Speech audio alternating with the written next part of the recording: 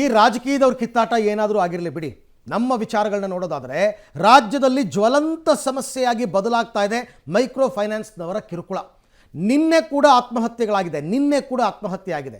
ಹಾಗಾಗಿ ಸುಗ್ರೀವಾಜ್ಞೆ ಮುಖಾಂತರ ಅಂಕುಶ ಹಾಕೋದಕ್ಕೆ ಸರ್ಕಾರ ಮುಂದಾಗಿದೆ.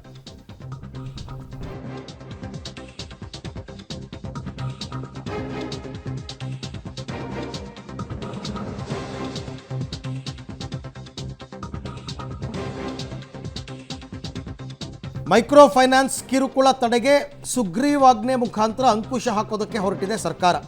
ಇವತ್ತೇ ಮೈಕ್ರೋ ಫೈನಾನ್ಸ್ ಸುಗ್ರೀವಾಜ್ಞೆ ಬಿಲ್ ಕ್ಲಿಯರ್ ಆಗುತ್ತಾ ಗೊತ್ತಿಲ್ಲ, ಸ್ವಲ್ಪ ಕಷ್ಟ ಇದೆ ನನ್ನ ಪ್ರಕಾರ.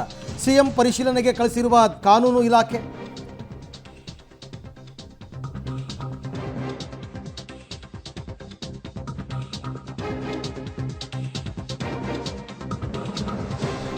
ಮೈಕ್ರೋ ಫೈನಾನ್ಸ್ಗಳ ಕಿರುಕುಳಕ್ಕೆ ಕಡಿವಾಣಕ್ಕೆ ಮಹತ್ವದ ಕಾನೂನಿನ ಚೌಕಟ್ಟಿನೊಳಗೆ ಹೊಸ ಅಂಶದ ಸೇರ್ಪಡೆ ಮಾಡಿ ಬಿಲ್ ಅಂತಿಮ.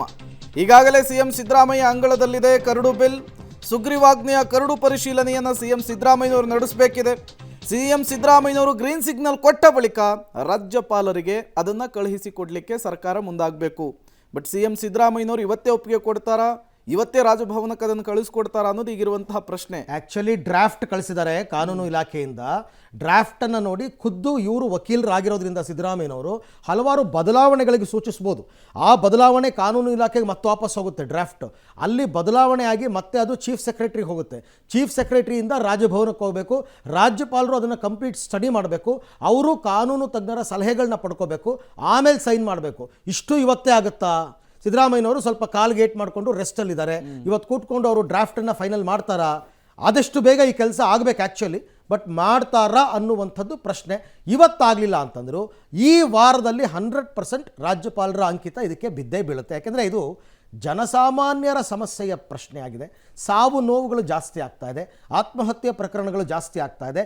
ಹಾಗಾಗಿ ಸರ್ಕಾರ ಕೂಡ ಆದಷ್ಟು ಬೇಗ ಈ ಕಾನೂನನ್ನು ಜಾರಿಗೆ ತರಲೇಬೇಕು. ಅದಕ್ಕೋಸ್ಕರನೇ ಸುಗ್ರೀವಾಜ್ಞೆ ತಂದಿರೋದಲ್ವಾ, ಹಾಗಾಗಿ ಆಗಬೇಕಿದು. ಈ ಬಗ್ಗೆ ಮತ್ತಷ್ಟು ಮಾಹಿತಿ ನನ್ನ ಕೊಲೀಗ್ ಶ್ರೀನಿವಾಸ್ ಅವರಿಂದ ಪಡ್ಕೊಳ್ಳೋಣ. ಶ್ರೀನಿವಾಸ್, ಈಗ ಇನ್ನೂ ಕಾನೂನು ಇಲಾಖೆಯಿಂದ ಡ್ರಾಫ್ಟ್ ಸಿ ಎಂಗೆ ಹೋಗಿದೆ. ಸಿ ಎಂ ಅದನ್ನು ಅಭ್ಯಾಸ ಮಾಡಬೇಕು. ನಾನು ಆಗಲೇ ಹೇಳಿದಂತೆ ಅದು ಇನ್ನೂ ಪ್ರೋಸೆಸ್ ಎಲ್ಲ ತುಂಬ ಇದೆ. ಫೈನಲಿ ರಾಜ್ಯಪಾಲರ ಅಂಕಿತ ಬೀಳೋದಕ್ಕೆ ಇವತ್ತೇ ಅಷ್ಟು ಪ್ರೋಸೆಸ್ಗಳು ಆಗೋಗುತ್ತಾ ಹೇಗೆ ಅಂತ? ಬಹುಶಃ ಇವತ್ತೇ ಆ ಪ್ರಕ್ರಿಯೆಗಳಾಗುತ್ತೆ ಅಂತ ಅನ್ಸಲ್ಲ ಅರವಿಂದ್. ಯಾಕೆಂದ್ರೆ ಸಿದ್ದರಾಮಯ್ಯನವರು ಆರೋಗ್ಯದ ಸಮಸ್ಯೆ ಇರೋದ್ರಿಂದ 2 ದಿನ ರೆಸ್ಟ್ನಲ್ಲಿದ್ದಾರೆ. ಬಹುಶಃ ಈಗ ಕಾನೂನು ಇಲಾಖೆಯನ್ನು ಕರಡು ಪ್ರತಿಯನ್ನು ಕಳಿಸಿದೆ. ಬಹುಶಃ ಅದನ್ನ ಸಿಎಂ ಸಿದ್ದರಾಮಯ್ಯನವರು ಸ್ಟಡಿ ಮಾಡ್ಬೋದು. ಯಾಕಂದ್ರೆ ನೀವು ಹೇಳಿದಾಗ ಅವರು ಕೂಡ ವಕೀಲರಾಗಿದ್ದಂಥವ್ರು, ಕಾನೂನಿನ ಬಗ್ಗೆ ಅರಿವಿದೆ. ಸೊ ಅದೆಲ್ಲವನ್ನು ಕೂಡ ಫೈನಲೈಸ್ ಮಾಡಿ ಅಂತಿಮವಾಗಿ ಮತ್ತೆ ಕಾನೂನು ಇಲಾಖೆಗೆ ವಾಪಸ್ಸನ್ನ ಕಳಿಸ್ತಾರೆ ಅಂತ ಅನ್ಸುತ್ತೆ.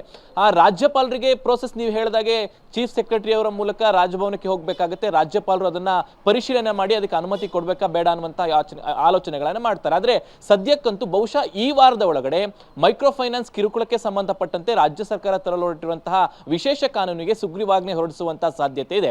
ಕಳೆದ ಕ್ಯಾಬಿನೆಟ್ ನಲ್ಲೇ ಆ ಸುಗ್ರೀವಾಜ್ಞೆಗೆ ಎಲ್ಲ ಸಿದ್ಧತೆಗಳಾಗಿತ್ತು. ಅದಾದ ನಂತರ ಸಿಎಂ ಅವರ ನೇತೃತ್ವದಲ್ಲಿ ಒಂದು ಸಭೆಯನ್ನ ಮಾಡಿ ಕೆಲವೊಂದು ಅಂಶಗಳನ್ನ ಸೇರ್ಪಡೆ ಮಾಡಬೇಕು ಅನ್ನುವಂತ ನಿಟ್ಟಿನಲ್ಲಿ ತಜ್ಞರ ತಂಡವನ್ನ ರಚನೆ ಮಾಡಲಾಗಿತ್ತು. ಅದೆಲ್ಲವೂ ಕೂಡ ಆಗಿ ಒಂದು 5-6 ಅಂಶಗಳನ್ನ ಹೊಸದಾಗಿ ಸೇರ್ಪಡೆಯನ್ನ ಮಾಡಿದ್ದಾರೆ. ಆ ಒಂದು ಹೊಸದಾಗಿ ಸೇರ್ಪಡೆ ಮಾಡಿರುವಂತಹ ಅಂಶಗಳನ್ನ ಜೊತೆಗೊಂಡಂತಹ ಕರಡು ಪ್ರತಿಯನ್ನ ಸಿಎಂ ಅವರಿಗೆ ಕಳಿಸಿದ್ದಾರೆ. ಸಿಎಂ ಅವರು ಅದನ್ನ ಪರಿಶೀಲನೆ ಮಾಡಿದ ಬಳಿಕ ಬಹುಶಃ ಅದನ್ನ ರಾಜಭವನಕ್ಕೆ ಕಳಿಸ್ಕೊಡ್ತಾರೆ. ನೀವು ಹೇಳಿದಾಗೆ ಈ ವಾರದಲ್ಲಿ ಈ ಎಲ್ಲಾ ಪ್ರಕ್ರಿಯೆಗಳು ಮುಕ್ತಾಯ ಆಗಿ ಈ ವಾರದ ಅಂತ್ಯದೊಳಗಡೆ ಸುಗ್ರೀವಾಜ್ಞೆ ಹೊರಡಿಸಿರುವಂತಹ ಸಾಧ್ಯತೆಗಳು ಹೆಚ್ಚಾಗಿರುವಂತದ್ದು. Arvind. Right Srinivas, thank you. ತಮ್ಮೆಲ್ಲ ಮಾಹಿತಿಗೆ ಧನ್ಯವಾದ. ಸರ್ಕಾರಕ್ಕಿರೋ ದೊಡ್ಡ ಚಾಲೆಂಜ್ ಏನಂದ್ರೆ, ನಾಳೆ ದಿನ ಯಾರೋ ಈ ಕಾನೂನು ಜಾರಿಗೆ ಬಂದ ಮೇಲೆ ಯಾರೋ ಒಂದು ದೂರು ಕೊಡ್ತಾರೆ, ಅಲ್ಲಿ ಕೇಸ್ ಆಗುತ್ತೆ. ಆ ಮೈಕ್ರೋ ಫೈನಾನ್ಸ್ ಕಂಪ್ನಿಯವರು ಕೋರ್ಟ್ಗೆ ಹೋಗ್ಬಿಟ್ಟು ಸ್ಟೇ ತಂದ್ಬಿಟ್ರೆ ನೀವು ಕಾನೂನು ಮಾಡಿ ಏನು ಪ್ರಯೋಜನ? ಕೋರ್ಟ್ನಲ್ಲಿ ಸ್ಟೇ ಕೂಡ ಸಿಗಬಾರ್ದು. ಅಷ್ಟು ರೀತಿಯಲ್ಲಿ ನಾಜೂಕಾಗಿ ಕಾನೂನನ್ನು ರೂಪಿಸಬೇಕು. ಅದು ಅವ್ರಿಗಿರ್ತಕ್ಕಂಥ ಸವಾಲು.